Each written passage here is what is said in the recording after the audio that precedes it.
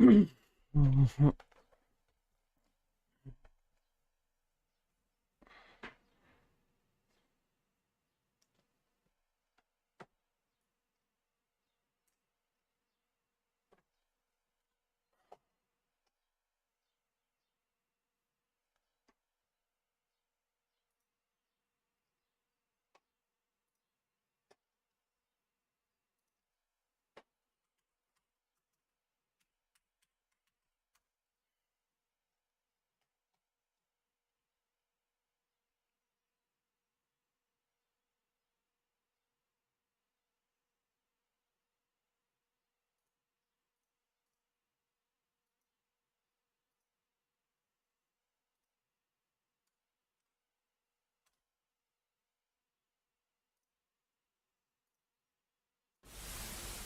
front of me, that is a disgrace.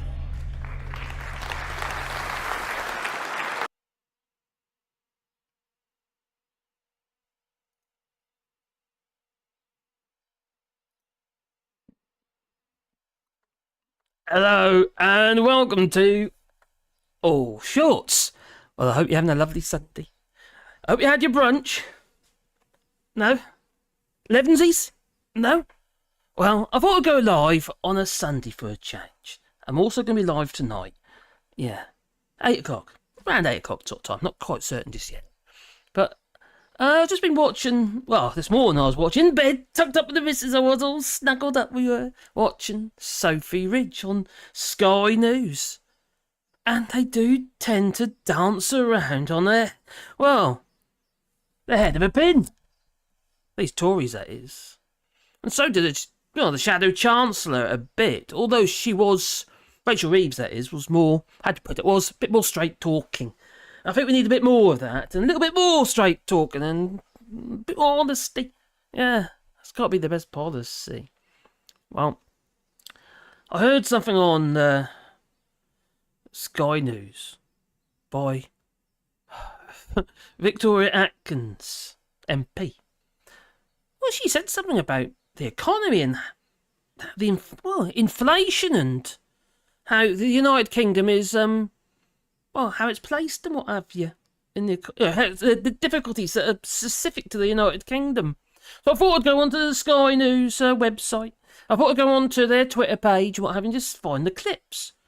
But the clip where she said that we haven't got enough workers. Yeah, we have a worker problem. We don't have enough people. They didn't upload it. It's not there. Thankfully, somebody else did. So what I'm going to do in future, if I carry on doing a Sunday live stream, I'm going to record the Sky News, in the mornings, and just in case, a little bit, how to put it, economical with the truth. Yeah. Even Sam Coates, their political editor, commentator, he was kind of dicing around, he was. Did he mention Brexit? No. Is the fact that we've got, a problem with getting people into the country, these visa schemes don't work, etc., etc. Is that a problem regarding, or is that the problem regarding not having enough workers? Yeah. It's not rocket science, is it? You make it difficult for people to come into the United Kingdom. Well, then, quite frankly, they're not going to come, especially from the EU, and many people who were working in the United Kingdom post-Brexit. They had the EU settlement scheme and what have you, but they felt unwelcome, especially Polish, the Romanians and what have you. They felt devalued. They buggered off. And obviously, the pandemic was that. It was a trigger for that as well. Because they were worried they were going to get stuck in the country. So they left, and then they lost their ability to stay. Well, no coming back home from that, is there? So how are we going to encourage people coming into the United Kingdom to do the jobs that we don't want to do? Pretty much. Well, so I'm going to do anyway, because I'm not trying. Yeah, I'm not going to commute. No, not from France anyway. No, not on your own. Talk about France. It's flipping hot today. But it is. Yeah, it must be in the 30s. It is hot, sweaty, and blooming muggy. It is. We had a storm last night as well. It was, come down like flipping good, and then lightning and thunder and stuff. Oh my giddy aunt! And I've took the roof off the barn. Yeah. Not a great idea. But anyway, there they were. Very uncomfortably being interviewed regarding, well, the refugee centre for the kids and the Mickey Mouse. So we'll get into that as well. So the two topics I want to get into really today is basically in reference to what's been going on on Sky News with Sophy Ridge. And I will start recording that. I might make a regular thing of it, we'll see. Anyway, no further ado, who's in the chat? Who's there? Hello, Gingers. I thought it'd be a bit early for you. Oh, you got out of bed. Oh, you got out of bed to watch me. Oh, crikey. God knows what time it is over there. Well, I will always, in the United States it is, I will be when this airs, but I will catch up this evening. Oh, okay, Derek, you take care, buddy. Hi, everyone, says Wim. Hello, Wim. Looking forward to more Brexit supporting stumblers. Yeah, they're just nuts. How can you can't dodge the obvious. You can't dodge the truth, really. You can try, but the truth is the truth. And a lie is a lie. There's no really getting away from it, is there? No. Hello, Ben Riddings. Oh, after the noon. Oh, just a bit. Well, I'm an hour out over here. Hello, Bacon. Good chat, folks. Socialist in the chat. Hello, Socialist in the chat. Good afternoon, Marcus and all. Bonsoir. Hello, who, my friend? Oh, hi. Peter Stewart. I'm in work until 9 p.m. Oh, my giddy, that's a Sunday. You should be in church, my man. Oh, why are you in church? And having a little sugar circle thing on the tongue, no? Kissing the feet of the vicar or something. Oh, whatever you do in church, I wouldn't know. No. You could say I'm an atheist, because I just think it's all a bit ridiculous. But there you go. I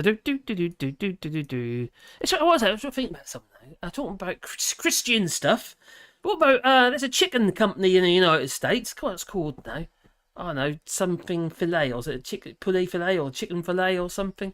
And it's they're quite evangelical, and they don't work. They're growing fast, really, really fast. You know, it's a bit like a takeaway. It's like chicken fillet. They ain't got much on the menu actually, but they have like a chicken fillet menu, and they just they're not open on a Sunday. It must be such a busy day as well. So but yet they're growing really fast. Maybe it makes people want to long for a chicken fillet. Maybe Gingers knows about the chicken fillet. I don't know. I think it's chicken fillet or something like that. It's like a chicken burger thing. Yeah. Okay, but anyway, that's fast food for you, isn't it? Anyway, I don't want chlorinated chicken. Not for me. Thank you.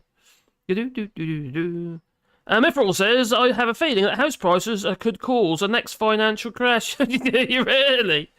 Oh my Gideon! Oh crikey! Do you know what? The more you delve into it, the more my Gideon are scary, really frightening. You know, I mentioned last night in the stream. I'm sort of worrying about my kids. You know, those who have mortgages and kind of what I think my Gideon, and all those who don't have mortgages. How are they going to get the foot on the ladder? You know, if the base rate goes anywhere near over around 6%, it's going to push the actual mortgage rates over 7%, and that's game over for the property because property is overpriced as well. Who can afford that? Over 7%. Yeah, it's not like it was when interest rates were high, properties were cheap, and now they're blooming expensive.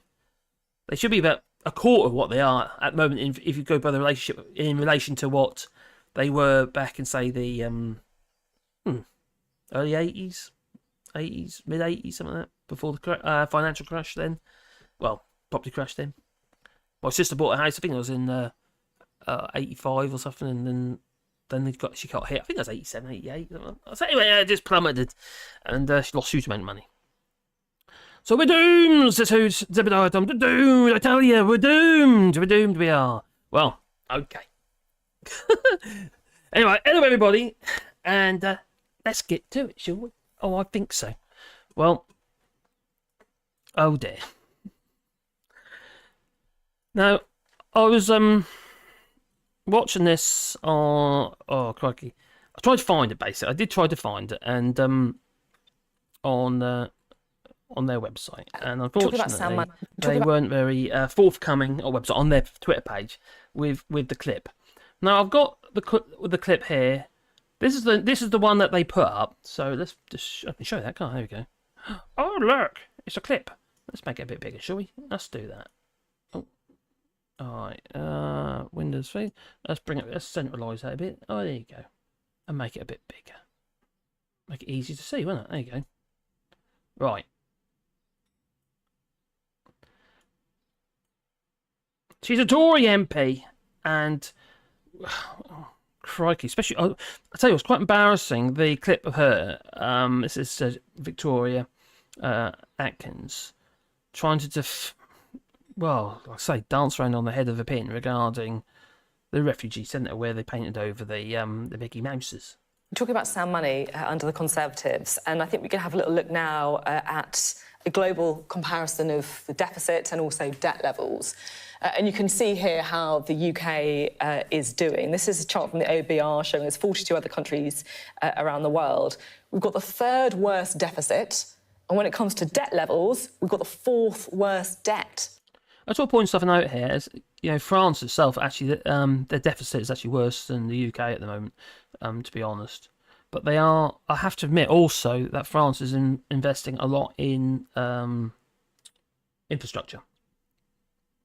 A huge amount, in fact. Don't forget, we just bought, the French government just bought a big chunk of, the rest of EDF. That cost I think it was about 11 billion.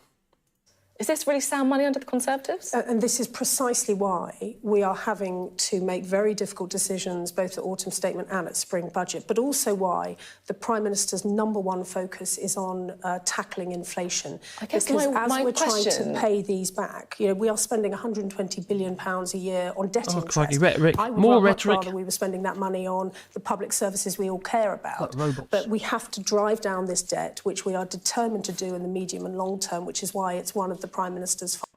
Well, I'm sorry, his pledges, he's kind of failed them already. These 5 pledges, half inflation, and all that. Priorities. I guess my question help is... with those figures. You were talking a moment ago about COVID and about the war in Ukraine and how that's impacted the economy in the UK. Well, it's also impacted all these other 42 economies as well. Why are we doing so badly? Well, if you look, for example, if you look at this is the clip that rates they of uploaded. inflation, developed economies around the world are facing much higher inflation rates for all sorts of reasons. But we are particularly exposed, for example, on gas prices. We have, most of us are on the grid. We're very exposed to international gas prices. And so that is why last autumn we announced the energy price guarantee, which has not only helped halve energy bills around the country, it's also knocked 2 percentage points off inflation. But we also want to help with things such as food inflation. We know that Blah, blah, blah, we blah, import blah. 50% of our food. My farmers in Lincolnshire would wish that it was far lower. Excuse me, one of your colleagues, his name was George Useless, he was saying we need more people from the EU because the farmers are feeling rather scuppered at the moment because they can't function. But because of that, we are much more susceptible to price rises in the worldwide price of wheat, for example, which means that then comes through to our shelves on the supermarkets. And so as part of our work to tackle all of this, we're working with supermarkets, for example, to make sure that they're offering value ranges to try to help people, as you've described, who are finding times really tough at the moment. OK. No, she also went on about the importation of food, about 50%. She said 50%. Well, the government's position was about 30% food imported in the United Kingdom, or to the United Kingdom. But she just said 50%. It's actually even more than that. Because what they're not accounting for is processed food, which basically the ingredients are imported for. And the farmers they're deciding that, it's just not worth the candle to put the seed in the ground, to sow those seed for the following year, because farmers have to plan ahead. It's not worth their while. I know they voted for Brexit as a majority, maybe. Not all of them. But it's just, how do we pull ourselves out of this situation regarding food importation, food security, if we don't support the farmers in the United Kingdom, even though they might have voted for Brexit? I think sometimes we've got to try and put that behind us a little bit and try and deal with the situation. Yes, they might have been hoodwinked. Yes, they might have been fooled. Yes, they might have promoted Brexit, But like I say, oh, no, that's there. I told you so. Well, no mention that. That's the clip they put online, the one I just showed you. Luckily, somebody else recorded it. This is... The will 6%. So I ask you again, if the independent bodies set 6%, will workers get 6%? Well, I haven't seen the report. She's going on about the... So I ask you It's again. really annoying, though, that So I ask you on again, Sophy Reid, if she the didn't independent actually put the bodies right clip set, up. so I We'll ask you put again, that if clip the up. independent bodies set It just feels like they're trying 6%, to will workers get 6%? hide away. Well, or I not, haven't maybe they seen got told, the don't put it reports. up. As I say, they're being considered at By the the moment. government, But maybe, I on the don't know. wider Conspiracy issue theory, of the I know. jobs market, one of the reasons, one of the pressures that we have causing this very sticky inflation is precisely because we have such high employment rates. After 13 years of government, we are delighted that we have so many people in work, earning a salary, and all the benefits that being employed means. But what that does mean is that it has an impact on our inflation. And so this is why we are having to be so very careful to get a grip on inflation, because that will help everyone across the country, I'll just both in the remind private viewers and the that public the sector. independent pay review bodies have said that actually inflation is not affected by public sector pay increases because pay is so far behind. And as a principle here, I mean, Rishi Sunak himself, I think we can show viewers this quote, says the government was reasonable and being fair, accepted the recommendations in full. Oliver Dowden, who's the Deputy Prime Minister, who says, we want to take the politics out of this. We have an independent process and we should adhere to that. And you yourself said in the Houses of Parliament, pay for most frontline workforces is set through an independent pay review body process. Now, listening to you this morning, it sounds like actually you're ready to junk that process. Not at all. What I'm saying is I'm not involved. I'm the Minister responsible for tax. I'm not involved in considerations about the pay review body recommendations. But you're the Financial Secretary But to the if I may Treasury. just You finish must this. have a view on If I whether may- or not it's worth ditching that principle because the economy is in such difficulty. That may be your view, but if that is your view, I think our viewers would like to hear it. So, as I say, I'm not involved in those discussions at the moment, and therefore it would be quite wrong for me, actually, to speculate as to what is going on with those discussions. You're quite But happy to talk about it in the House of Commons not so long ago. But I would just point out, we're in this situation that happens. I find myself on media rounds where I'm quite rightly and understandably... What, they're the bollocks, So I ask you again, if quite frankly. So, no mention at all. They're going on about high employment and what have you, but no, where are we going to get these people from unless we allow them into the country? Well, on Sophy Reid this morning, I wish I recorded that, I really do now, but she did say that the fact we haven't got enough people, effectively, is why we've got a problem with inflation. It's an inflationary factor. But like Laura Kuntzberg, whatever it might be anyway, pointed out, it's not public sector workers' wages that's going to push inflation. No, it's not, because at the end of the day, these people they can't afford their bills. They're actually in a deficit themselves, and any wage increase will just plug the gap. But when you're talking about small amounts as an individual, and okay, you could argue with the junior doctors and what have you. Sure, they're not junior doctors. They're flipping done years of training. How's that flipping junior? Just because they're younger? Maybe. Not in all cases either. Somebody, going to be, to train as a doctor later on in life. But they're looking about, 34% pay reparation. So the money's been cut, for God's sake. Since George Osborne, oh my giddy aunt, he got married. So, you have accepted the truth. And there was orange confetti. That there was. Oh, I have to...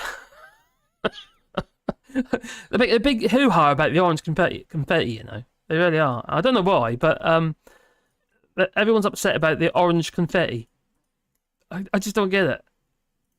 Where's the orange confetti? I think I got the clip here for you. Oh, there it is.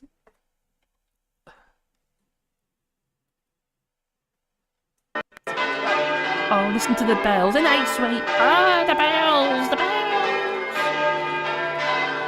I'm going to take your money.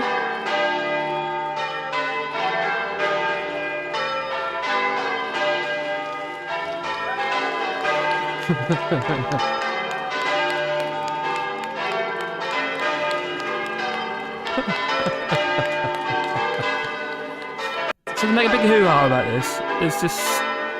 For Christ's sake, people can't afford to pay their mortgages or their energy bills or even feed their families, and there's a whole big massive hoo-ha in Labour, but all and you know by the Shadow Chancellor and Victoria, what's her name, Atkins, about flipping confetti. So what? The man is, well, with his policies, crippled everybody, and we're in this place today regarding everything's come to the head regarding people's wages, especially in the public sector, so whether doctors, nurses, etc. Well, they're all in this position because of him. Austerity. The austerity plan. They brought down interest rates to such a level to prop up the economy and prop up the property market for which they benefited from. And then we saw property prices go through the roof because money's cheap. And now, where are we? We've got no room to move. We can't help the economy by bringing the interest rates down because we're having to put them up. No. And I put them up, and it's not even making any blind bit of difference to the UK's inflation until the UK is flat on its face in a recession. That's what we're looking at. Now, I know I mentioned on other live streams and other videos that the United States inflation's come right down to near to 4% because they increased interest rates. In the EU, European Central Bank, they increased their interest rates. Inflation came down. But the Bank of England increased their interest rates because Andrew Bailey said it was a good idea, even though he said it's got nothing to do with Brexit. Well, it ain't shifted. It's hovering around 8.9%. Well, as that goes on, that also increases, obviously, it helps to put pressure on food inflation. And then we've got the fact that the gilts, bond markets, the cost of borrowing around 120 billion a year. How can we sustain that? It's just... because a lot of the UK's wealth is held in property, individuals' wealth that is, especially, well, and obviously rich buggers. Most of them are abroad already. They're just extracting their flipping money through offshore accounts and asset holding companies, etc. Anyway, let's go back into the chat. Because I saw some people say something, and I've got super chat. Yay! Where was it? Oh, where's Aristarm? Hello, Aristarm Care. You're employed if you do 16 hours work a week. Yeah, that's a good point, actually, as well. That's part-time work.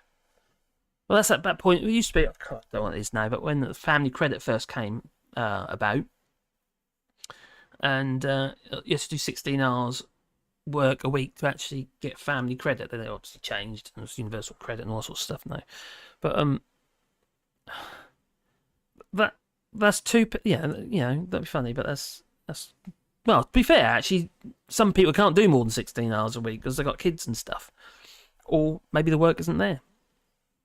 What they do is they do whatever they can to make it look good. So if you've got, like, for instance, some low unemployment, well, some of them people are only doing part-time jobs, basically.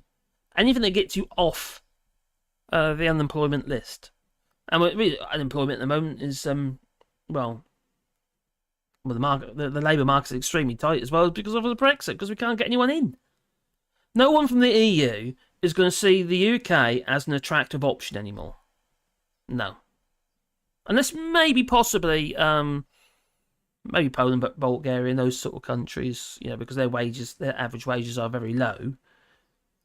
Maybe that might be still of interest to them. So possibly you might get fruit pickers, but when you come to the United Kingdom and you've got to jump through hoops, you're stuck with an employer, farmer or whatever, well then quite frankly, you're not going to hang about if that farmer is not a very good employer. And I did videos about this before. It's pretty much like slave labour. They're just treated as numbers.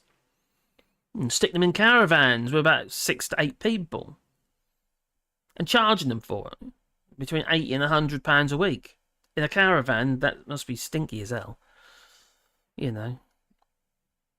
I can imagine all those adults been working on the fields. They go back in a caravan. Now I can remember, doing work at an equestrian centre in Sallows, Norfolk, and old Mr. Fielder. You have the stable girls in there. You know, living in this.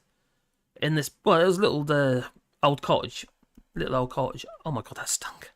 It stunk of horse poop, to be fair. because they all come in and out with their boots on and stuff like that, and their jodhpurs and stuff, and it just stunk of horses. But it wasn't maintained. The property was shit, and it wasn't really habitable, to be fair.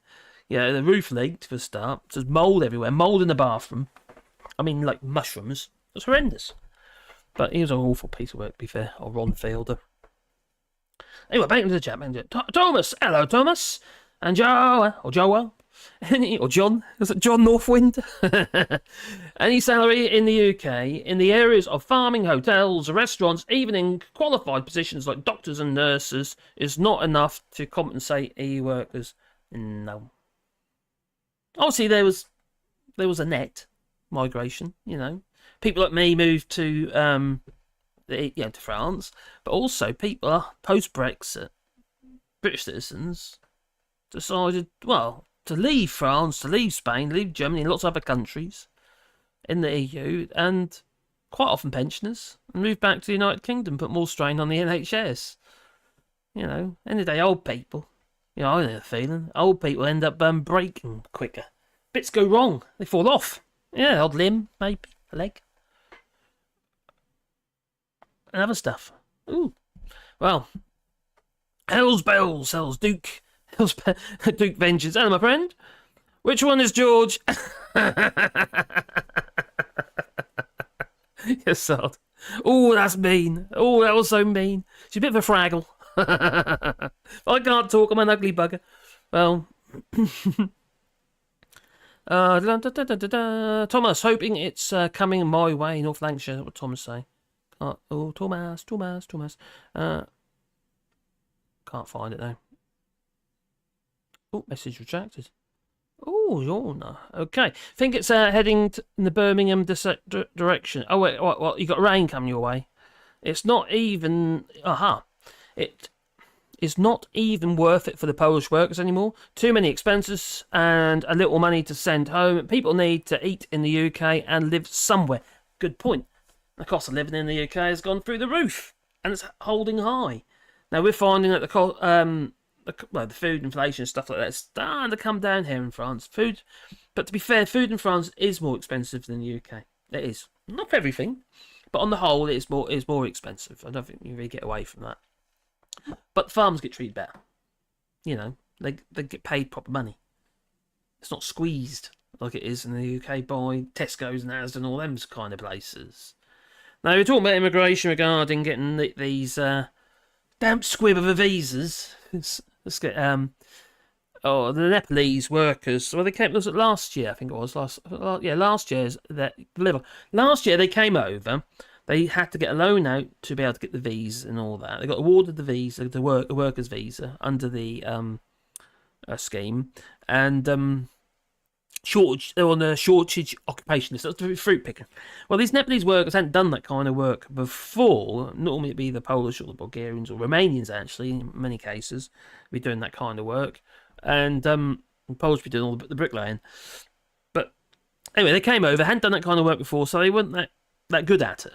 So the productivity wasn't as good as it would have been if the original workers who were coming every year, who were skilled at that job, and they call it low-skilled labour and all that, but these motor skills, they take time to develop, and, you know, year in, year out, you get better at it.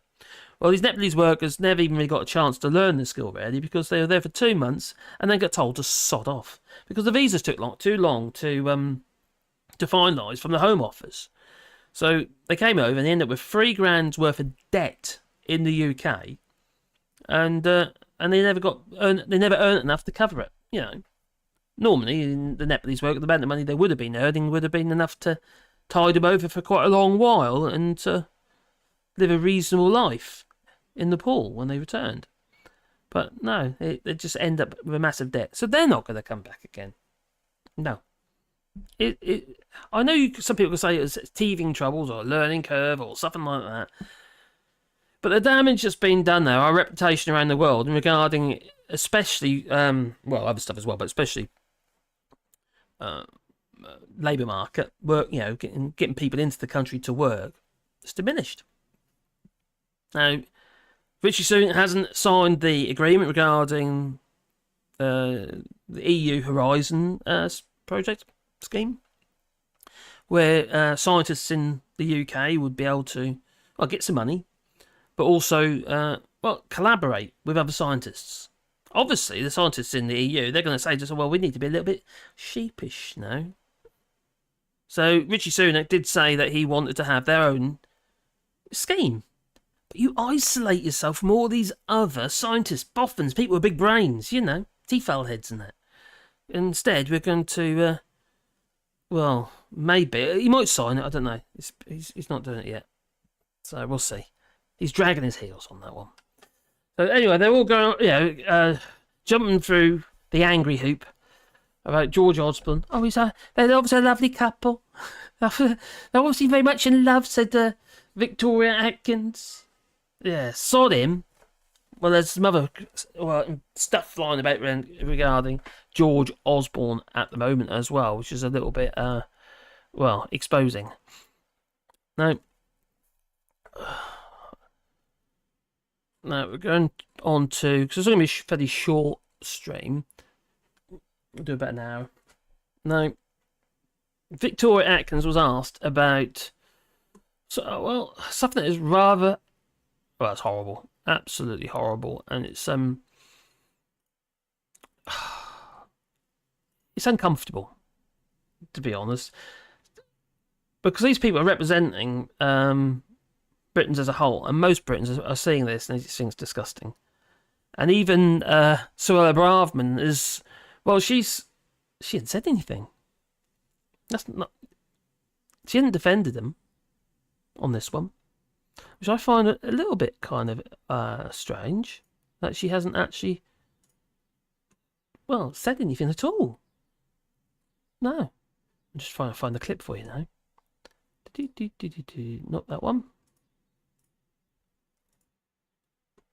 Bum bum bum bum bum bum bum bum bum. Nope, not that one. Let's get rid of that. Not that one. Is it that one?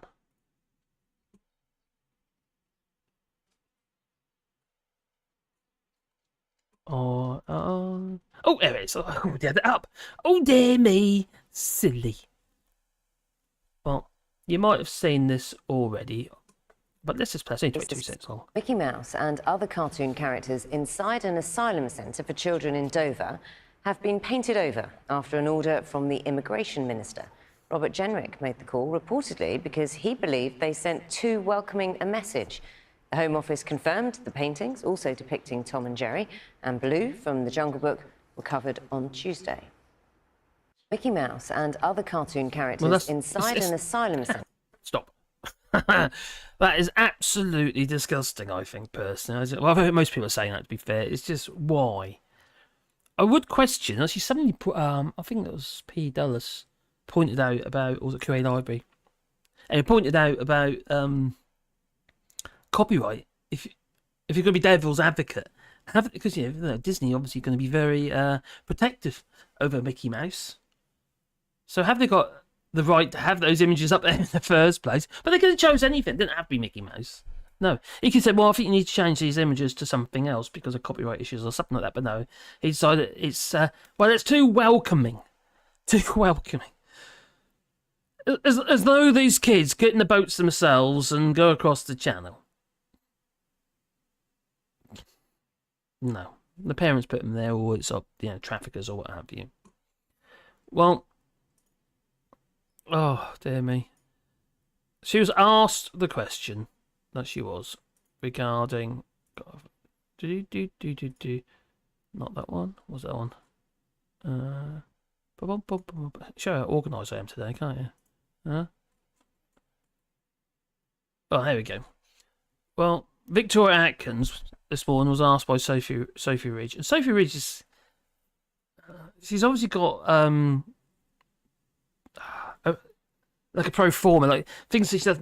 None of these lot, including Sam Coates and what have you, the political editor or commentator, whatever they call it, for Sky News. They always dice around, dodge around Brexit. No, that's not obviously something to do with this, but it's actually, to be fair, it is.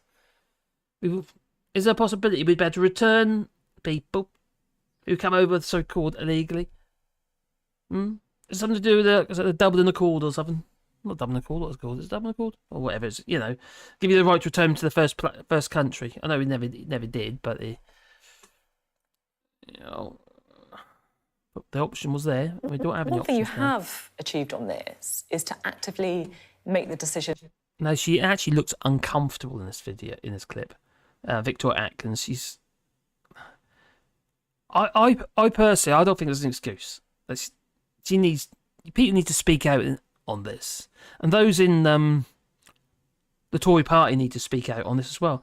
And I'm sure someone like Caroline Noakes, who got slapped on the butt by Alexander Boris Johnson's father, Stanley Johnson, to paint over a children's mural that was in a children's asylum centre, and the idea was that it was too welcoming. You can have a look at it here.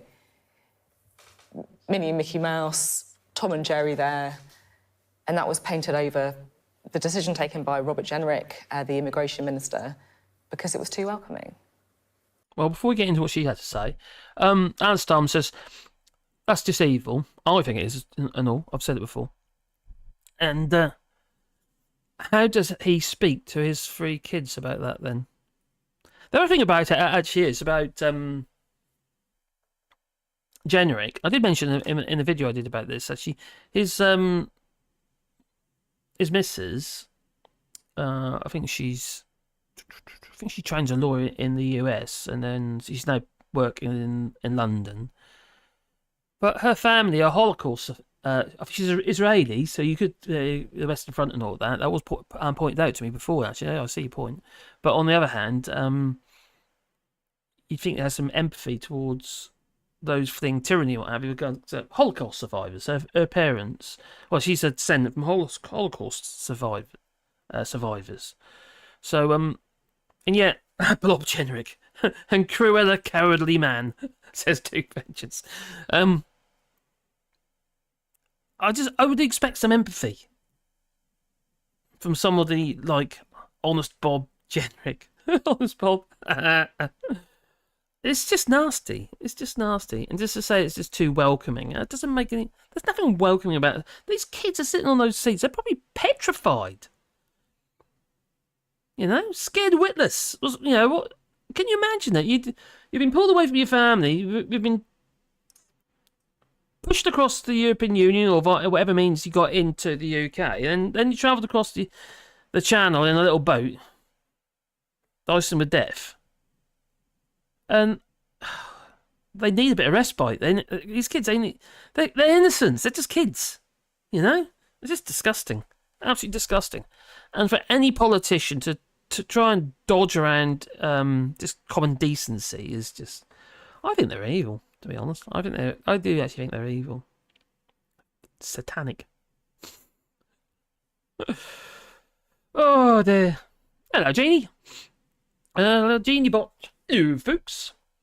So, we need rain here. Maybe it will come later this week. Well, Joel, we had a massive storm last night. A huge amount of flipping rain all at once. And if there was any leaks in the roof, it would have found them. And it would, with the old Romany tiles. Duke Vince says, I've got a question. Why is the Financial Secretary to the Treasury being asked these questions and not a Cruella Cowardly Man and Blob Jenrick? Blob Jenrick. Cruella Cowardly Man. But, that's a valid point. Where is she? Now, she's done this before in select committee meetings where she dodged around immigration and various other things, and that she just, in regarding Brexit, and she just passes the buck to whoever's sitting next to her. Oh, maybe you can answer this. She's a coward. She's a nasty coward, but she is a coward. It's like trying to justify that bill, which is about, I think there was about 20 things that didn't go through in that bill regarding the Rwanda deal. But the fact of the matter is, the Rwanda deal, they weren't saying that Rwanda's an unsafe country. What they were saying is that the actual deal was unsafe because the refugees, those fleeing these war-torn these zones, these war-torn countries, and they get returned to. Now, sometimes it's going to be, some of these countries, like for instance, it's not just because of wars.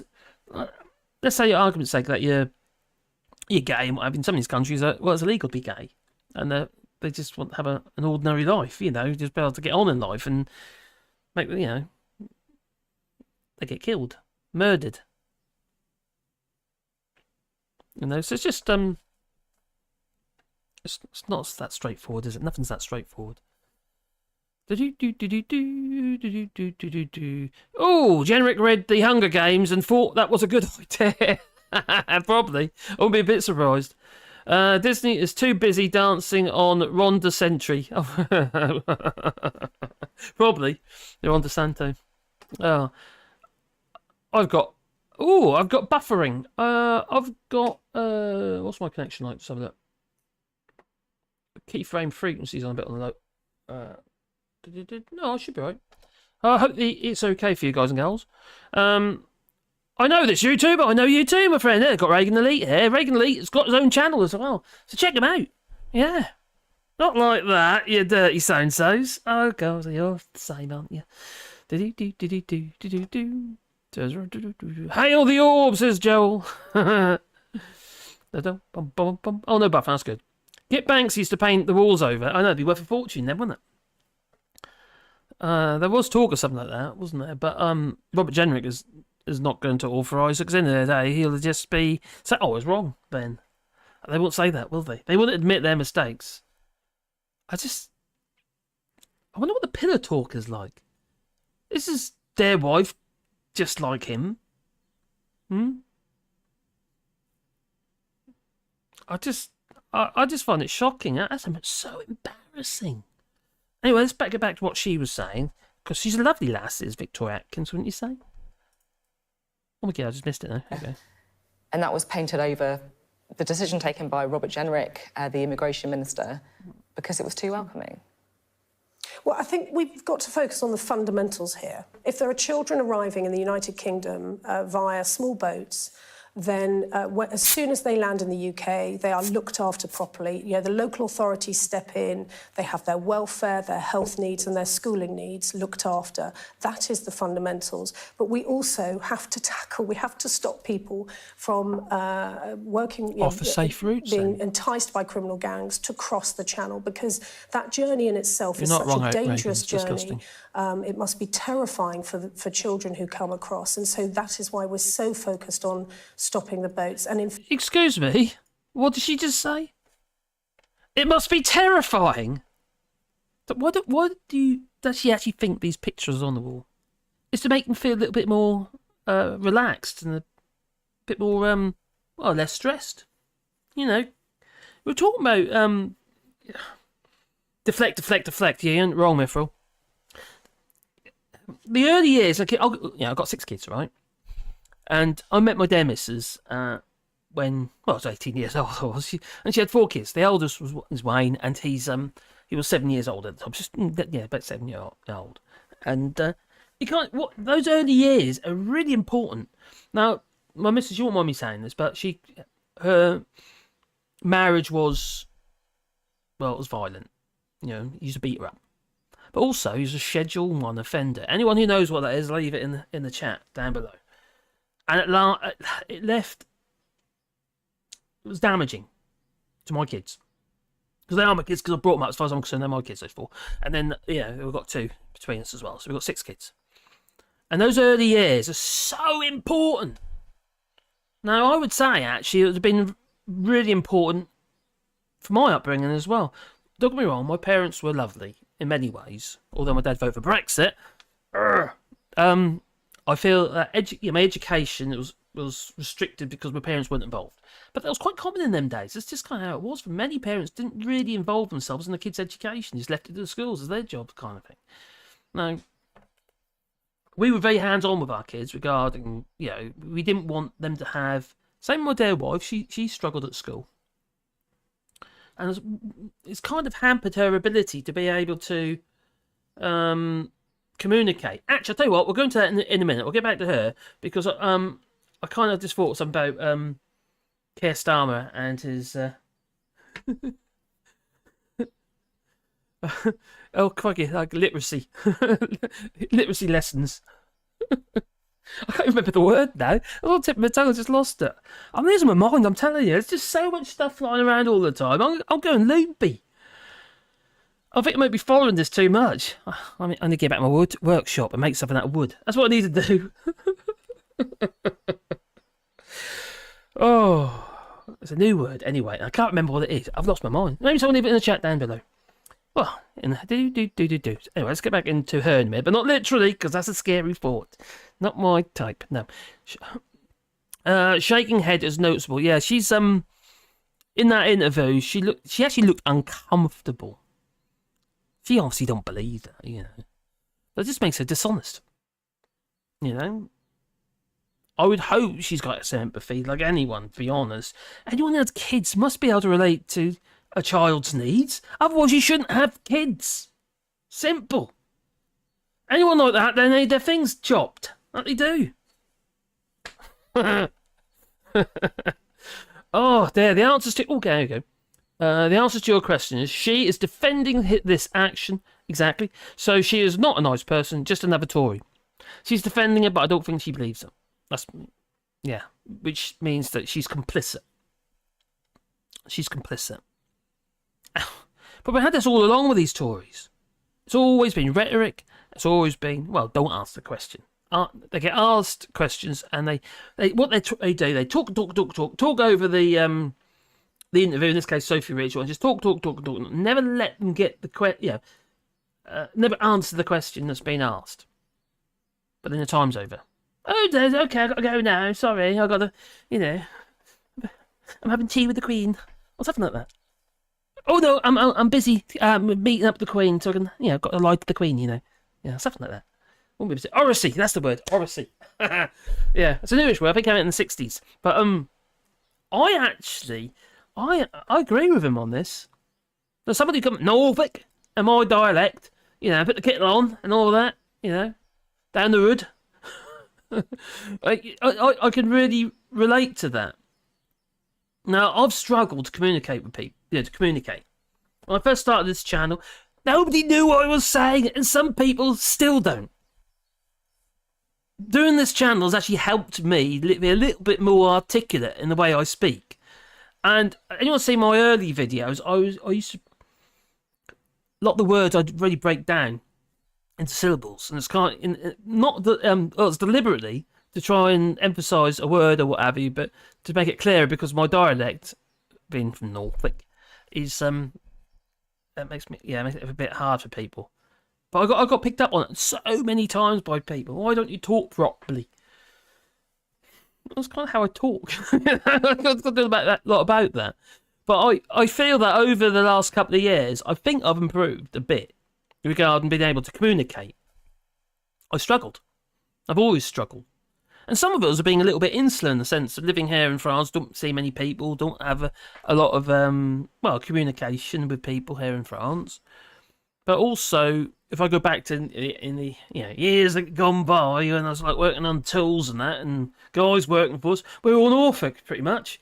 So we're all sort of talking in Norfolk dialect. Not necessarily strong Norfolk, but it was still there. That twang was still there. So it kind of stays with you. And it's only kind of doing this channel, I think I've improved a little bit. Not brilliantly, obviously. I know some people still struggle with my mannerisms and my and the way I speak. But there you go. And it's got it's even like I'll tell you another thing actually. Actually, that brings me on to this isn't a dialect, but like my son, Matthew, he has the condition called torsion dystonia that affects his vocal cords, so he struggles to speak because he really struggles to speak, but he can speak, and when you're around him all the time, it's easier. You can understand what he's saying. Sometimes you got to ask him to repeat himself, but usually you can understand what he's asking or what's He has lots. He has a lot to say. He's got 2 degrees now as well, so he's done really well. Done really well. We pushed it with all our kids actually to make sure they got a good education, because we felt it failed us, me and my dear missus.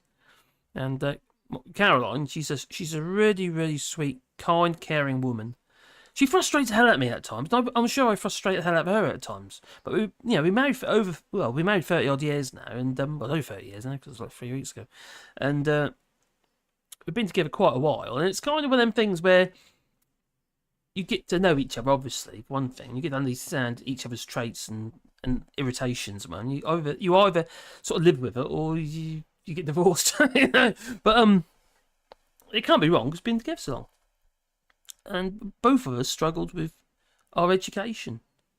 Now, I was quite fortunate. I kind of, in secondary school, it just sort of clicked with me. And I then like leaps and bounds. You know, I really kind of developed. But by that time, well, a lot of time is lost. So where I could have gone a lot further if I was nurtured a little bit in primary school, instead of saying, "Oh, he'll be all right. Look what he made." You know what I mean? Because I always made stuff. And there was a parents, even my dad and my mum turned up because they were worried about they actually showed a bit of concern, and they were worried about how I was progressing because I was struggling on various things. I was behind, and when it come down to went to parents, even teacher took me to one side. Don't worry about him. Look what he made. I made this lighthouse. Toilet rolls, and one of them at the time, I don't know if you can get them anymore, like a clear egg box, plastic egg box on the top, and yogurt pots and stuff like that. And I made the light switch for it. It had a light in it basically, clipped to a battery. And I made the battery holder on a bit of wood, and I made a switch out of drawing pins and a paper clip, you know. And this was in primary school, and I was making this kind of stuff how my mind works, you know. And but that doesn't get you on in life. You still need your maths, your English, your literacy, and all that sort of stuff. And no matter what skills you might have, you need those things. You need to be nurtured. You need to be pushed forwards. You know, you need that encouragement to develop those skills. And my dear wife was, she's no fool, don't get me wrong. She struggled in that at school, what have you, and all the way through life. The only thing I don't understand is my dad. She reads a lot. I mean, I don't read books too much, because I'm always reading this sort of stuff. But it takes all my time up. But my dear wife, she reads a lot, but still, she still struggles to she still gets the words wrong. How did you understand that book? That doesn't make any sense, you know. But she's a sweet, sweet person. She really is, Caroline, and so I am blessed in that way. And she's been joined me on my walks, and we're going within the videos together now, and it's been very good for her. So, like I was saying to you, that my oracy, I feel it's improved a little bit because of this channel. My dad's wife's confidence is increasing because she's very shy, and it's been good for her. That's been good for her. So I do appreciate all the love that people have shown on our morning videos and stuff. Anyway. Get back in. Before we do though, we need the token. Should I? Yeah. Oh, it's just for you, Mad Monk. A vase of flowers says, "Love some horror." Woohoo! Oh dear. Swap down. So Larry the Cat says, "I get the scanners feelings every time I see a Tory. Put your head blow up." Oh my God, that's them movies from the past, aren't they? Oh my God, they aren't the scanners. Frankly, actually, I really enjoyed them films. They're so weird. You know, you can look at someone and the head shakes and rattles and then just explodes. It's amazing. Wish I could do that to a Tory. Well, I recall Bozo like a bit of an oracy. I recall Bozo like a bit of oracy, especially when it was paid for out of the public purse. Yeah, lovely, isn't it? Ain't we lucky to have a Boris? And there he is criticising Sadiq Khan over the ULEZ, even though he's the one who came up with the idea in the first place. It's just nuts. What the hell? The thing about... Alright, I've got this policy, alright? This policy is, I will not lie. If you ask me a question, I will not lie. If you ask me a question that's sensitive, I won't say. But I won't lie. I just won't do it. Because the problem with a lie is you've always got to remember your lies. And that's what these flot can't seem to do. They're always tripping themselves up. Boris Johnson, like I say, regarding ULEZ. Boris Johnson regarding... Oh, what was it again? I vote to stay in the single market. I'm in favour of the single market. I want us to be able to trade freely with our European friends and partners. Case in point. It's just nuts. You got to remember your lies. And, the best thing is just don't have any. Just don't. Just be honest. And that's the problem with politics. I think we're all craving a bit of honesty. And when you see Rachel Reeves, and she's been forthright in many ways. I don't think she's been a bit selective with what she's not been open, if you know what I mean, but she's been selective with what she says. But I don't feel she's lying to us. Whether or not she do a good job or not, who knows? Whether or not she could actually pull the economy around with her budgets, if and when Labour becomes in power. I got my doubts. Because unless they kind of have a U-turn on Brexit, I don't see how we can pull ourselves out with any kind. We need much more closer alignment. So we need a briner at the very least. Brexit in name only. How can Johnson be a liar if he never spoke the truth? Oh, you're getting a bit deep there, Joel. Yeah, that's a bit deep. John Carpenter's They Live, a movie for our times. Oh, I might have to watch that again now. Oh. Reagan Lee says, honest. You were being honest the other day, Reagan. You really were. And Reagan he was struggling. He's beating himself up about something, and but he was open and honest about it on his live stream and what have you. And I think that's what we need. We need some honesty, and we need people to be open about their feelings and stuff like that. It's just how I feel about the Tories. They're a bunch of fucking cunts. Oh, did I say that out loud? I do apologise. I hope you've got no kids next to your speakers. Well, oh dear. Some folk are seen as a lovable rogues. That's Boris Johnson. He is a lovable rogue. And he's a bit like my brother-in-law. A bit of a lovable rogue. But there's all a con. The whole thing's a con. Now, my brother-in-law is a horrible piece of work. And he's basically stole from his own mother. But he shows his face again, and happy-go-lucky and all that, and yeah, like Boris Johnson, and it seems to smooth everything over. All of a sudden, the parents are all open towards him again. Oh, it's okay, blah blah blah. Yeah, that was only 36 grand. It's just nuts, absolutely nuts. I just don't get it. Oh, Joel says it's strawberry ice cream I'm eating. Oh, I fancy an ice cream now. I wonder if I've got any in the freezer. Might have. Oh, there. Who has this ice cream? I do like ice cream. Caroline makes ice cream as well, actually. Usually with our own fruit. Yeah, raspberries, blackberries. Oh, we have these Fordness blackberries. And okay, they're sour. Oh, but they're fantastic jam it makes. Oh, brilliant. Oh, Mr. Frost with Jeff Goldblum. Yeah. Oh, what's that film? We've got Liar Liar.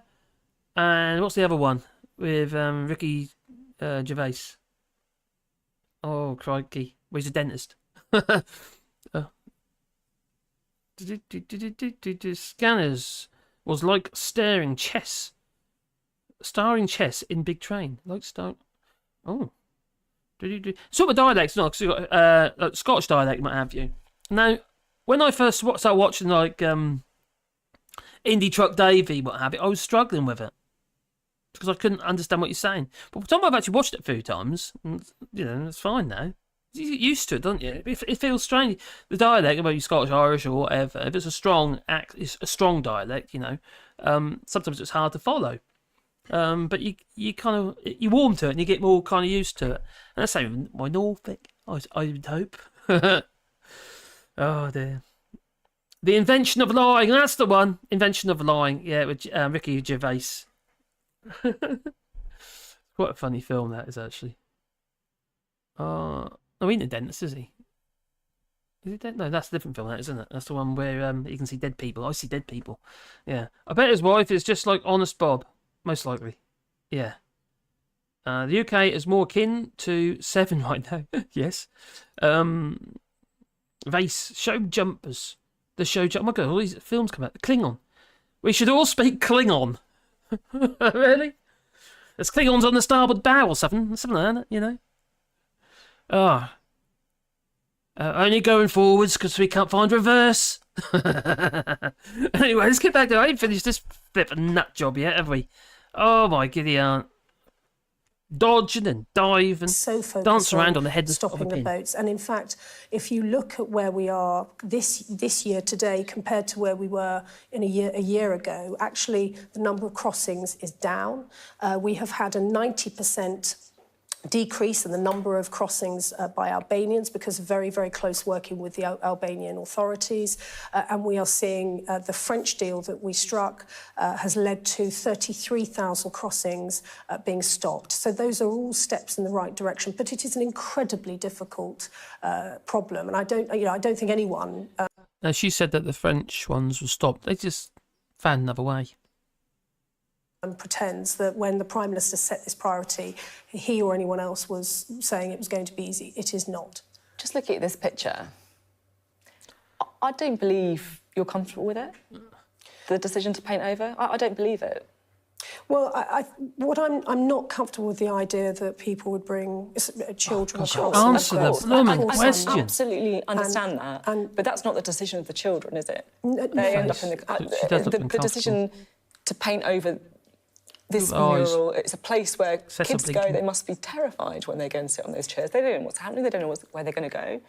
And there was an active decision to paint over Mickey and Minnie Mouse. Are you happy with that? Which is why the fundamentals of how we care for those children That's is not my so question, important. though. Are you comfortable with this? You wouldn't have done it, would you? When children come to the UK in those very frightening circumstances, as we do, we want them to be looked after well and looked after properly by local authorities. That puts an enormous pressure, by the way, on the local authorities most affected by this. You know, Kent is particularly at the forefront of this, and we have got to work. We've got to find ways of being fair to British citizens, because the more that people come across, the more pressures that puts on our public services. I mean, the figures speak for themselves. 4 years ago, 300 people came across in small boats. Last year, it was 45,000 people. I think you can believe all of that and still be kind of uncomfortable about the idea that you're part of a government that would paint over this mural.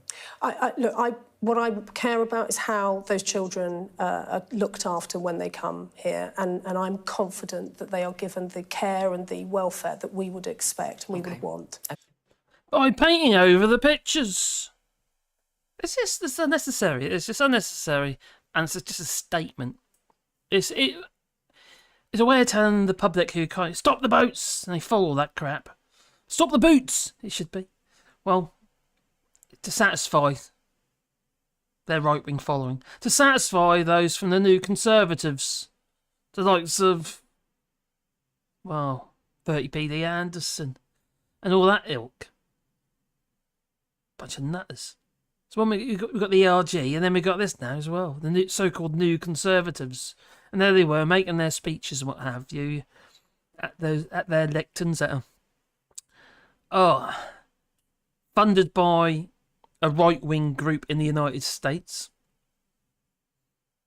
Can't remember what they're called now. Anyway, it's a right-wing group in the United States, so-called think tank.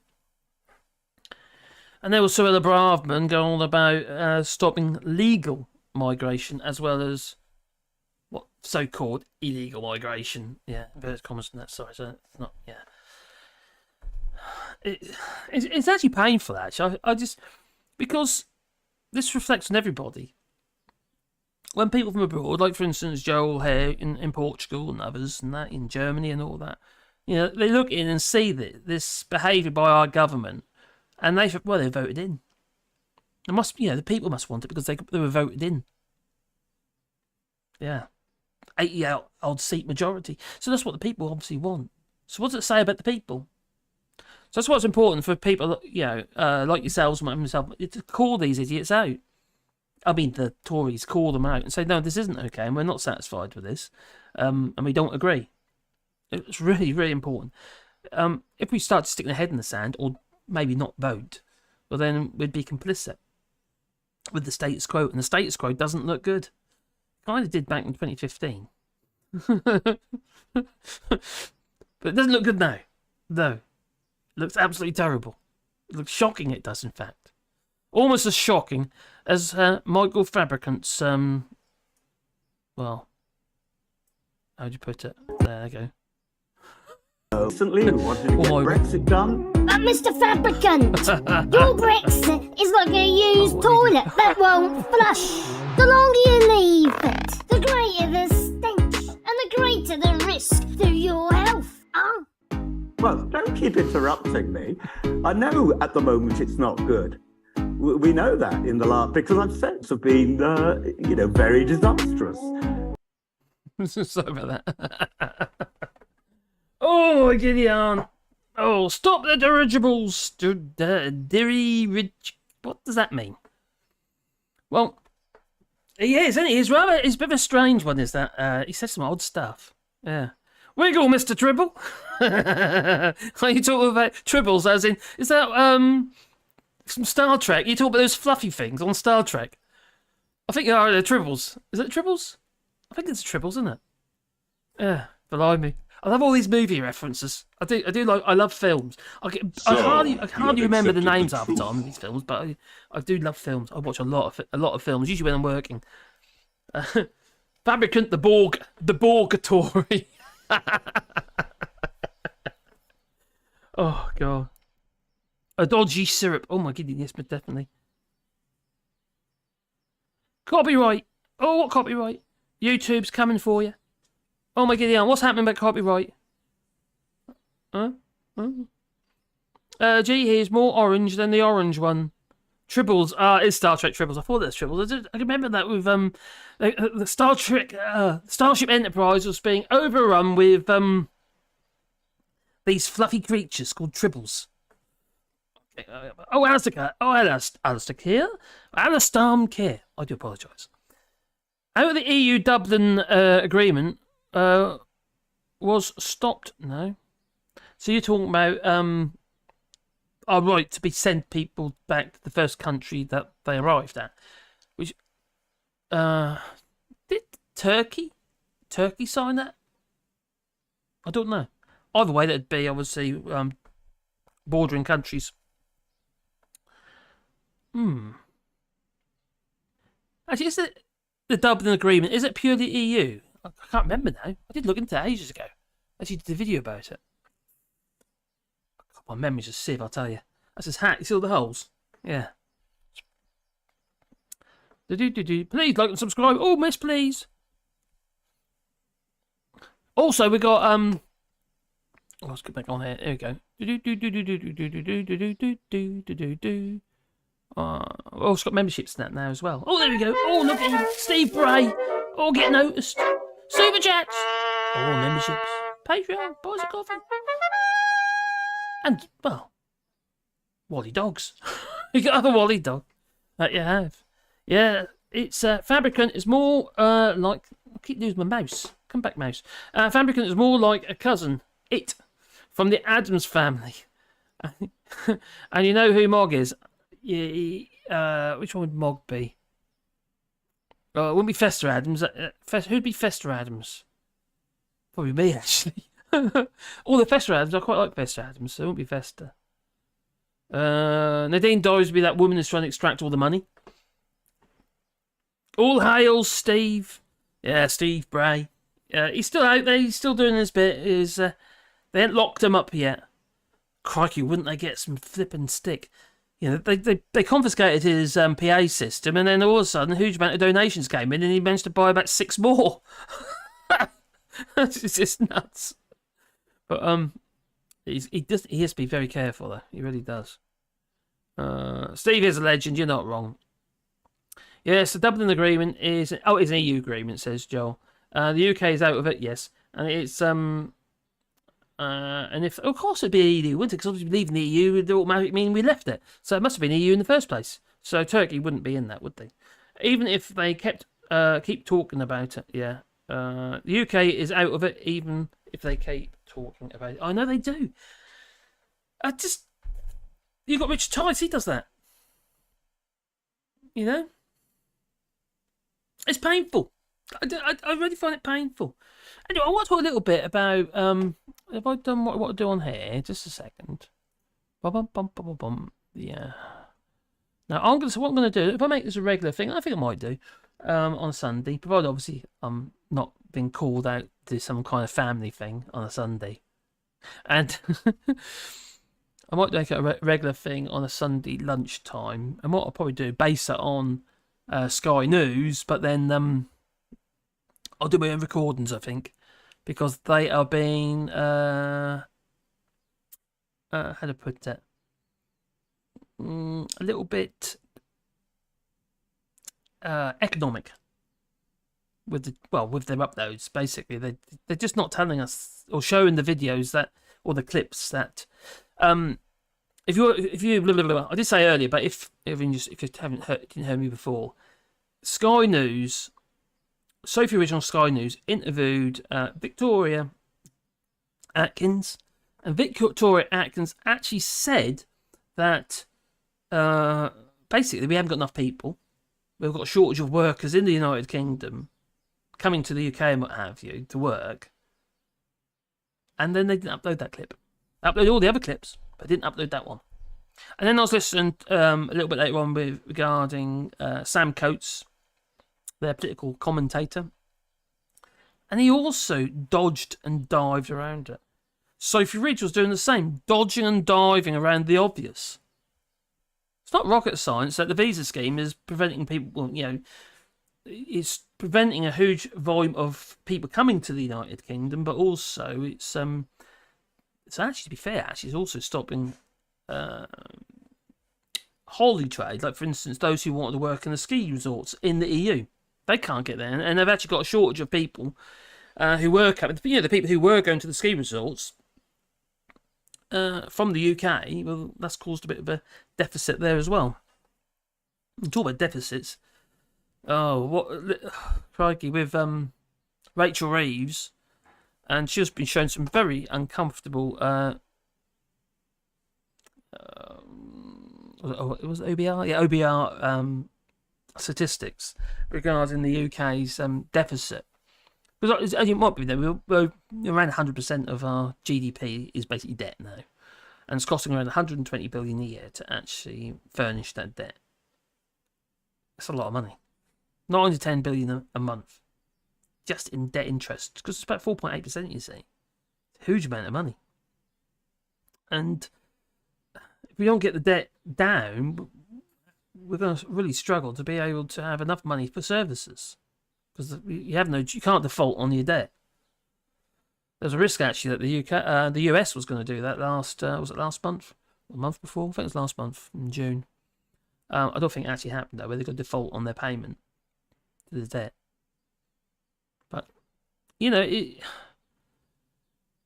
politicians, they dance around like on the head of a pin. This is Sophy, Victoria Atkins. I think it wouldn't be fair if I didn't actually plans the economy. How they would fund their vision. Okay, there we go. Oh, I wouldn't be fair unless I actually do Labour as well. So this is Rachel Reeves, and then I'll do a bit about oracy. You're announcing some housing plans today. What's the idea? Most people dream of owning their own home. Certainly most families do. And yet that dream, for too many, is slipping further out of reach. And indeed, for others who have managed to get on the housing ladder, that dream is now turning to a nightmare because of the Tory mortgage bombshell that means people coming off fixed-rate mortgage deals are seeing their average payments go up by £250 a month. We've set out plans to help people with their mortgages during this crisis, to help with a private renters charter for those who are stuck in the private rented sector. But the truth is we need more than sticking plasters. We need to start building homes so that young people and families can realise those dreams of home ownership. And that is... Obviously, I agree with what she's saying. But how are we going to do this? We haven't got the people to build the flipping homes. We haven't actually got the available land under planning at the moment, because a lot of the planning applications aren't going through. Now, Tory donors themselves have said that they've put their donations to the Tory party on hold because of this, because they can't get planning applications through. So I don't see how we're going to do it. And also, you've got to remember, the United Kingdom doesn't necessarily make a lot of the actual materials. Most of them are imported. what I'm setting out today, but it's also part of a wider package of measures that I describe as securonomics. It's about securing family finances so that working people can realise their dreams and ambitions. Home ownership is going backwards under the Conservatives. It is now clear that for people who dream of owning their own home, it is the Labour Party that is on your side. I just want to chat a little bit about what a Labour economy would look like, because it feels to me like you talk an awful lot, right, about the problems with the country, the housing crisis that you're talking about there. You say you want to get state schools on par with the private sector, the NHS, you've spoken about at length. And yet you also say you want to keep the public finances under control. I mean, I'm just trying to square these things off. You know, if you're Chancellor after the next election, you're going to inherit a really difficult situation. I think we can have a look at the current government spending projections from the Office of Budget Responsibility. This is scary. And you can see a squeeze happening post the next election, which we believe could be next year. Are you going to stick to these spending plans set out by the Office of Budget Responsibility? Well, we're likely to have 2 more forecasts from the Office of Budget Responsibility before the next election, so I don't think we should be fixated with any particular current forecast, because they'll be updated 2 more times before we get to the next election. But there's no contradiction between being fiscally responsible and wanting to support public services. In fact, you can't support public services unless you put fiscal economic responsibility at the heart of everything you do. It's very clear that's what you want to do, to have that fiscal responsibility, that credibility, if you say.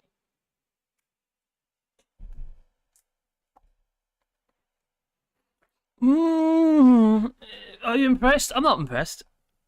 There's nothing really there that, to me, that just tells me how they're going to build these houses. There's nothing really there that's got to tell me how they're going to transform the economy.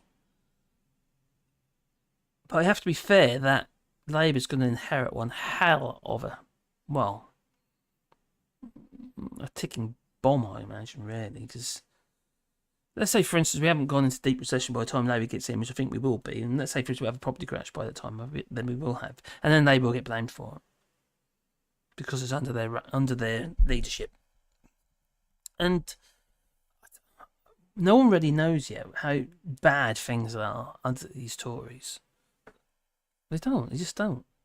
There's going to be so many things uncovered when Labour gets in, and then they won't say anything because, you know, they never do they?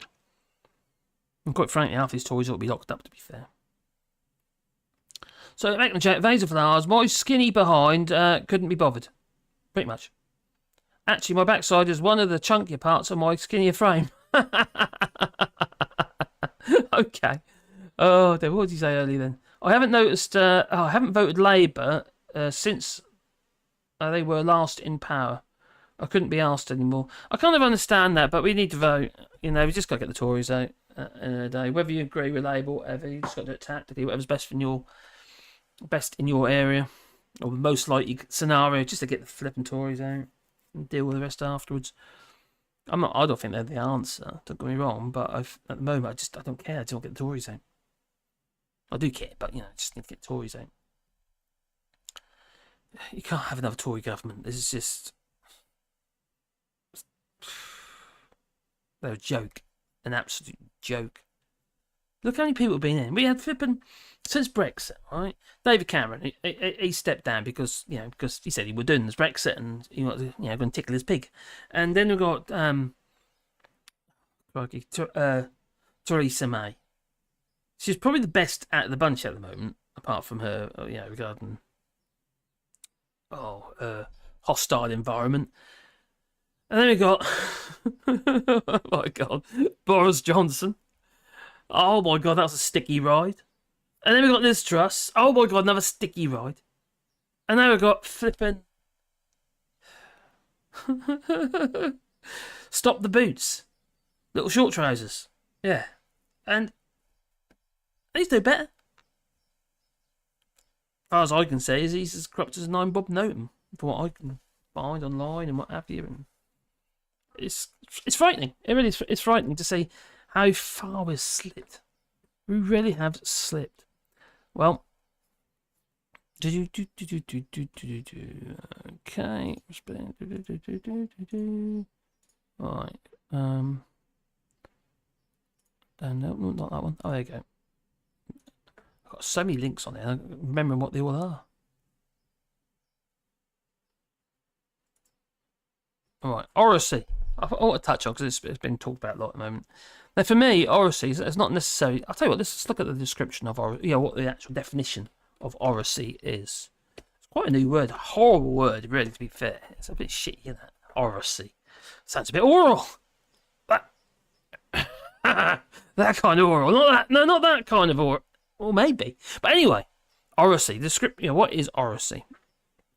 It's quite a new word, I believe. Oracy, the ability to express oneself fluently, grammatically in speech. Now, I don't necessarily actually think this is 100% what we should be looking at as in the definition of oracy, because we express ourselves in many different ways, and we've got to be careful. We don't end up exclude people that we shouldn't be excluding. Because some people are articulate in the way they express themselves. In the sense of they move, articulate, move their arms about, expressive, whether it be mannerisms or facial expressions and stuff like that. No. So the ability to express oneself fluently and grammatically in speech. Infant teachers will be urged to concentrate on reading, writing, oracy, and numeracy. Now, we communicate in many different ways, facial expressions and stuff like that. And this is one of the arguments I had, not argument, but conversations I had with my dear wife about oracy. Now, when everyone was, talking to each other on their phones in the sense of texting, SMS and all that, there was no emotion in it. It's quite hard to express emotion in a very few words. So you're not expressing yourself. And just a few words, get your point across, and sometimes it comes over as cold and, a little bit disconnected. And then obviously we get Messenger and stuff like that, and get emojis! You express yourself with your emojis. I'm a bit of a one for that. Yeah. So, but for me, oracy is communicating with people in a way, not just vocally, expressively. So body language and stuff like that, And I do actually agree with Keir Starmer on this one. I don't think he's particularly good at actually getting his point across. Because I think he needs a bit of... he needs to be walking around with some books on his head or something like that. I don't know.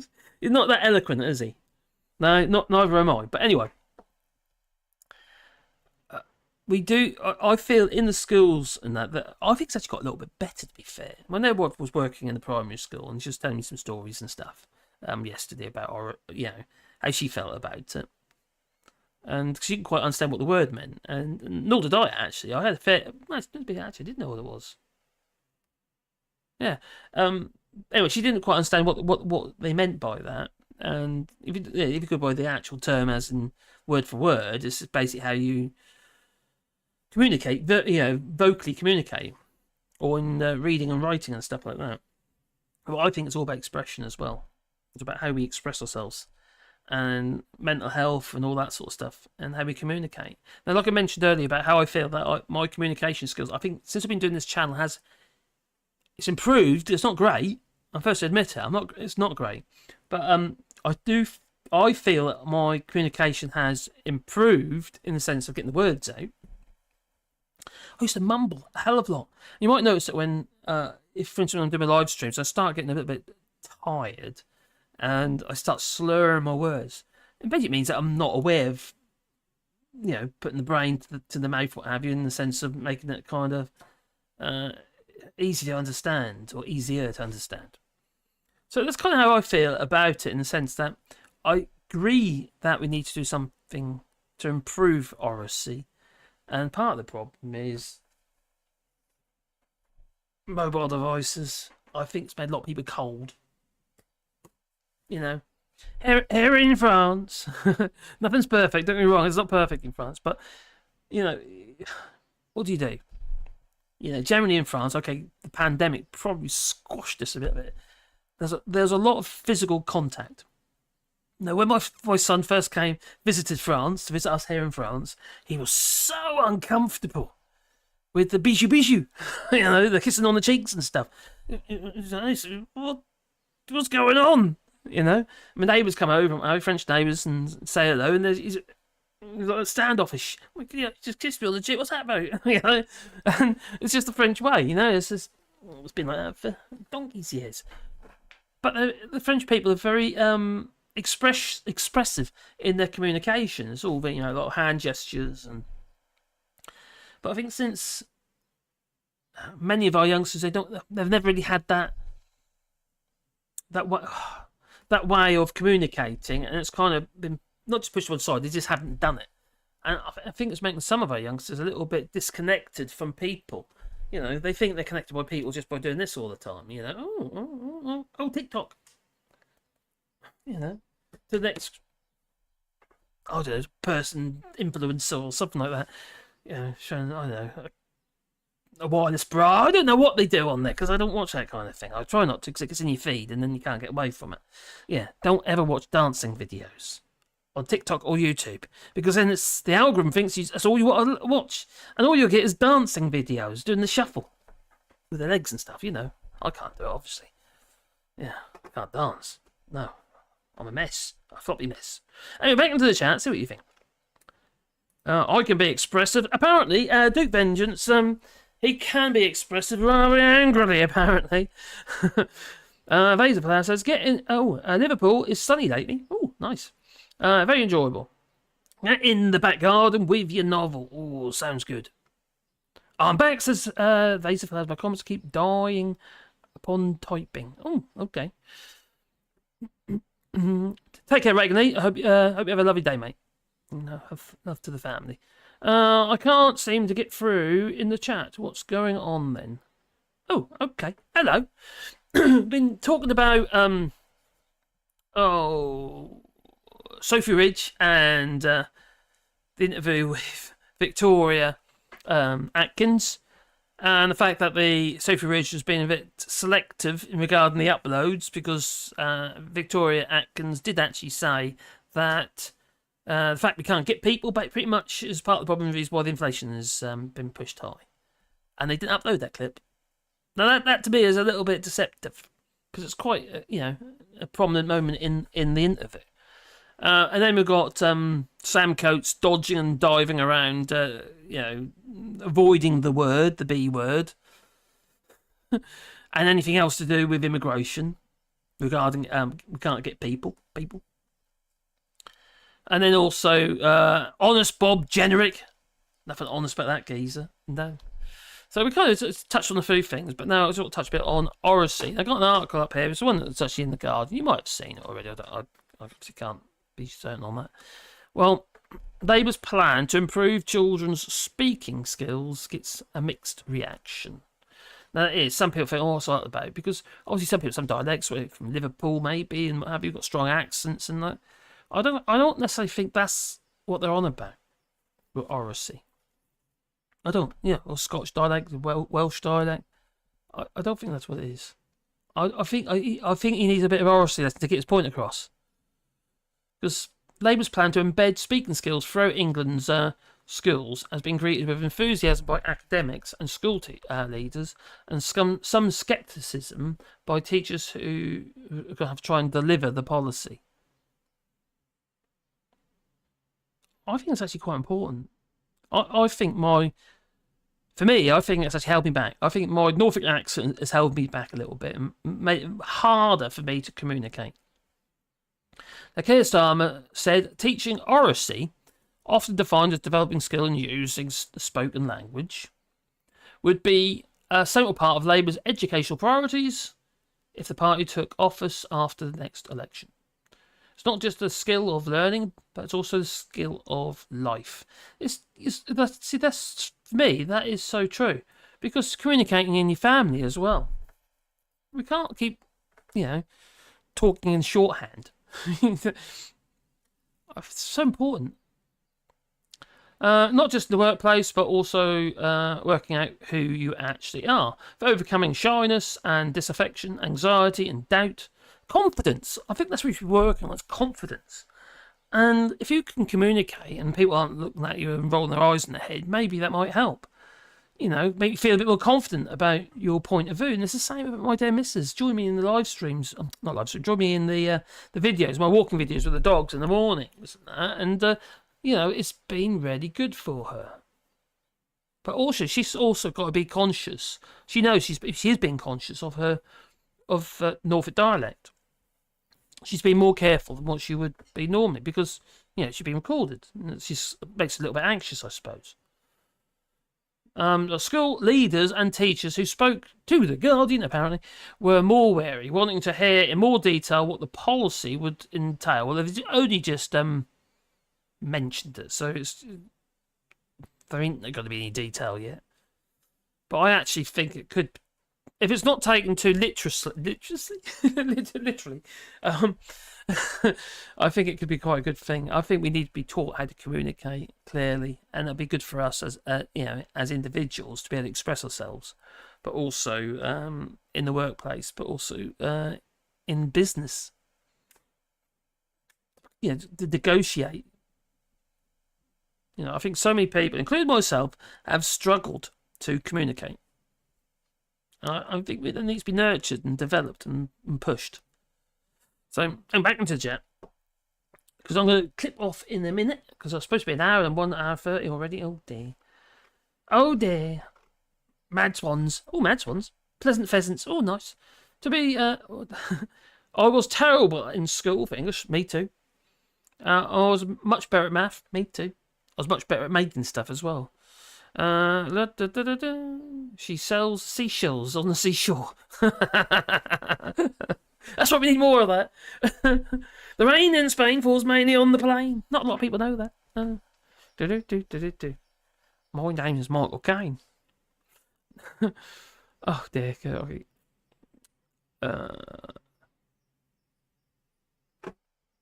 That's it. Oh. Vincent says there, Vincent Brennan, hyperthyroidism may be considered in all children presenting with speech and language difficulties, particularly expressive speech delay. Oh, that's interesting because I've got an underactive thyroid.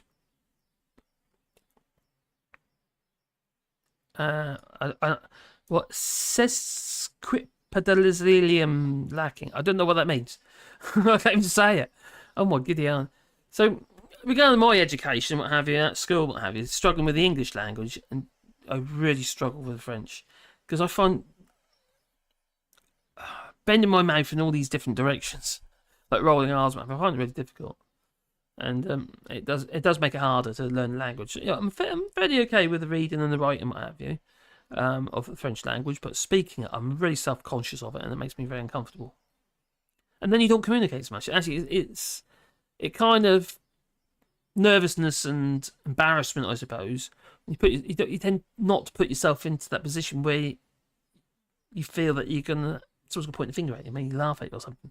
But the French don't do that anyway, so I don't know why that is even a thing. To be fair, because they generally, if you try, they're really they might correct you, but generally they don't take the piss out of you.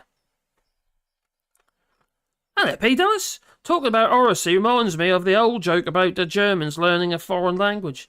They will be able to ask for anything perfectly, but they won't be able to understand the answer. Do you know what? It's kind of like me.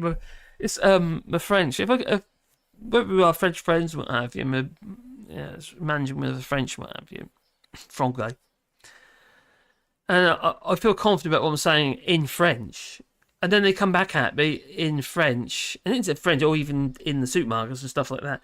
And then I'm lost because they use words I don't know, or I feel uncomfortable then.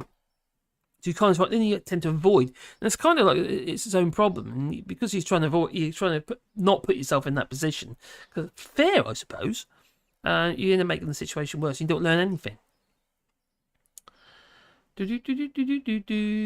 Duke Vengeance says, I'm a bit self-conscious with my accent being from the West Midlands.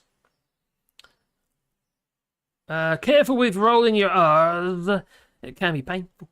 I feel I'm spitting on everybody. That's kind of how I feel about it when you're rolling your R's. Oh dear. I quite like it when they leave letters out, like in hospital. Lopidel. PR pronounced recitation English is ludicrous. Old BBC and Royal. I think that gets. I think that's too far. I think it should be more about how do you communicate through expression and the English language or Scotch. It don't have to be posh. Oh, yeah, so English posh accent sounds a little bit fruity for the rest of us. It's just silly. You know, Jacob Rees-Mogg puts half of that on, and that's just silly. You don't need any of that crap. No.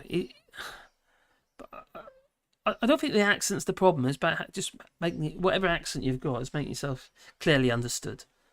Yeah, so you can get your point across. Yeah, we all benefit, the person, the recipient, and also the person, saying it. So when I think I'm from a family that's Norfolk, my dear missus is a family from Norfolk, and a quite strong Norfolk dialect, and I think it's held them back. It's held me back in many ways, and I think to be able to maybe embrace the dialect, but also make something more expressive and more clearly understood. Lefty Bo, hello there. My sister has lived down south for 5 years, and she still gets misunderstood down there. Oh dear. Oh, it's easy done, isn't it? You know, it's just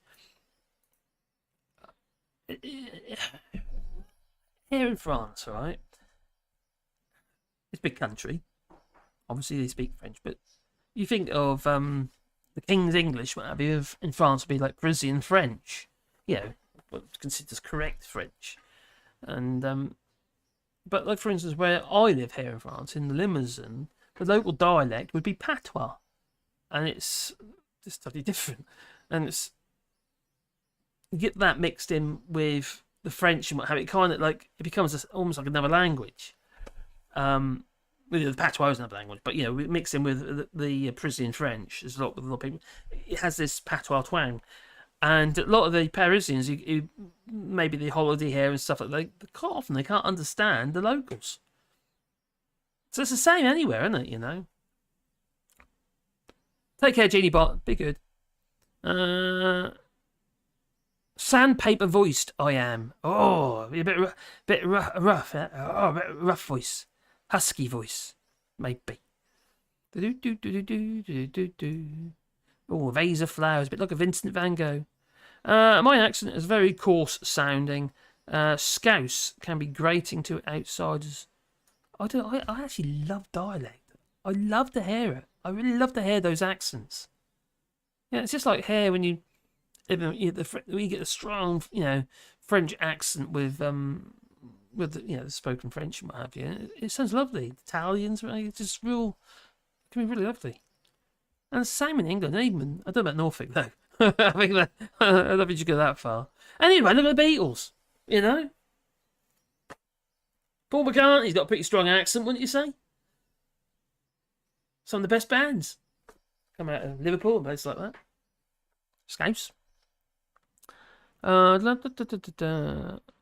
I am gonna make a move in a second because I really need to try and keep this down to 1 hour for Sunday. Because I've got things I've got to go and do. It's 3 o'clock here, nearly. So I'm going to say ta-ta and thank everybody for joining us. It's a bit of an odd one, I know, a bit of a random stream. But I might make... Oh, it's wrong mouse. I think nothing's happening. I'm working on 2 computers there at the minute. Give you a little idea, look. There you are. Look there, and the chat is on there. Look. On my drawing tablet. So, there you go. And obviously 2 computers mean 2 mice. I keep using the wrong one. I'm doing it again now. Anyway, it's time for me to go, so I'm saying ta-ta now. I'd like to thank everybody for joining us and for the super chats, what have you. It's really appreciated, it really is. Couldn't do it without it, I really couldn't. So, because like, everything costs money, doesn't it? This stuff. I wouldn't have it otherwise. I only got it because of this. So, okay, that computer over there, maybe not. Because I had it anyway, before I started going live. So, I'm going to leave you with this one. Again, because I think it's funny. Baby. Ta-ta.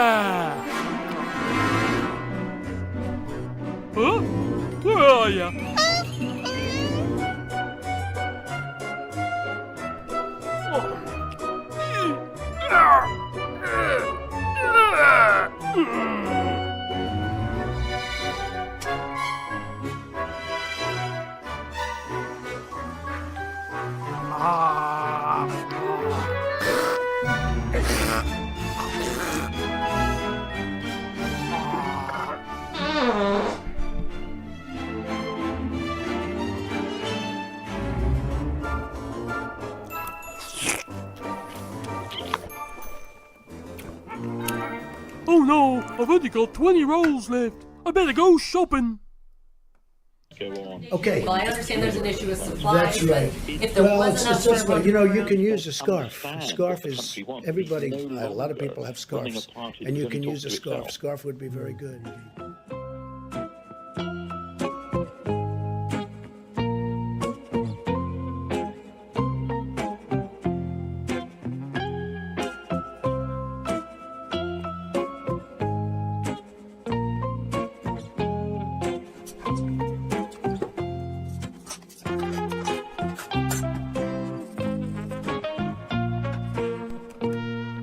Hey, what's the date?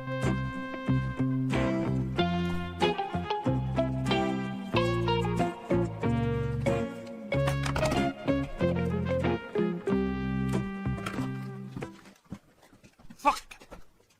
Ah, fuck! Yay, road trip!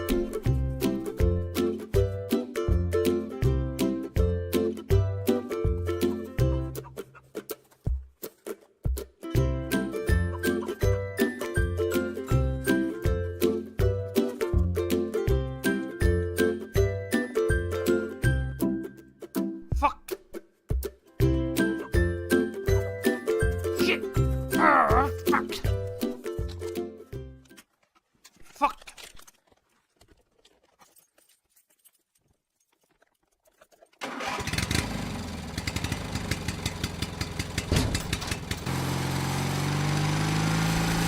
Don't forget, we're live tonight. About 8 p.m.-ish. Fuck! Ta-ta.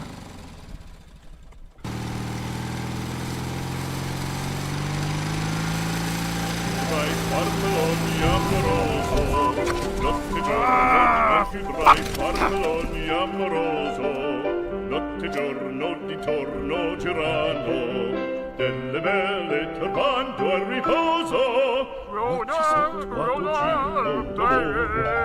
Delle belle turbando al riposo, narcisetto adocino d'amor.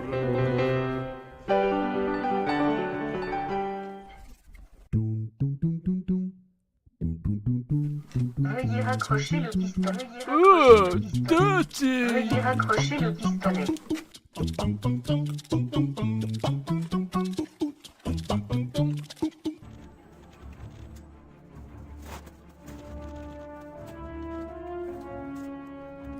Cool face masks. Oh, even better. Compact.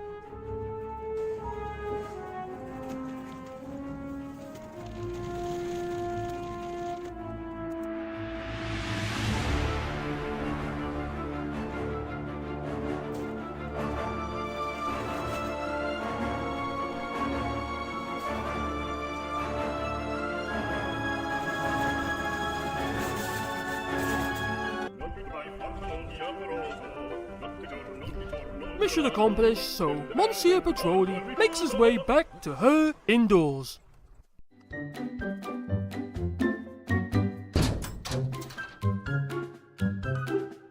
Shit! Hi, honey, I'm home. Petroli! Petroli! Have you done your chores yet? Oh, that's not fair. Do I have to? Yes, get on with it.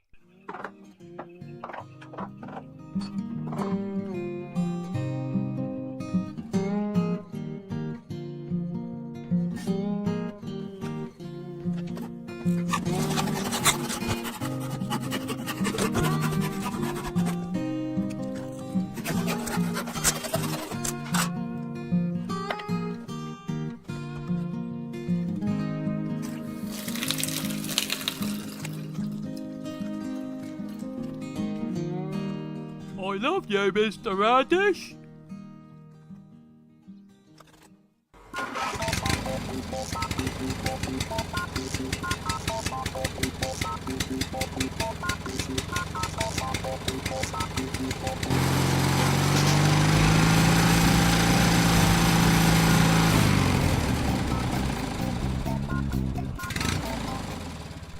As the day draws to an end, Monsieur Petroli expresses his freedom, literally.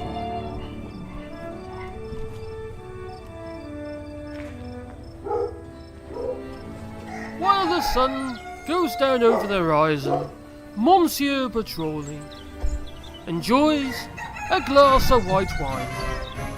Or so he thought.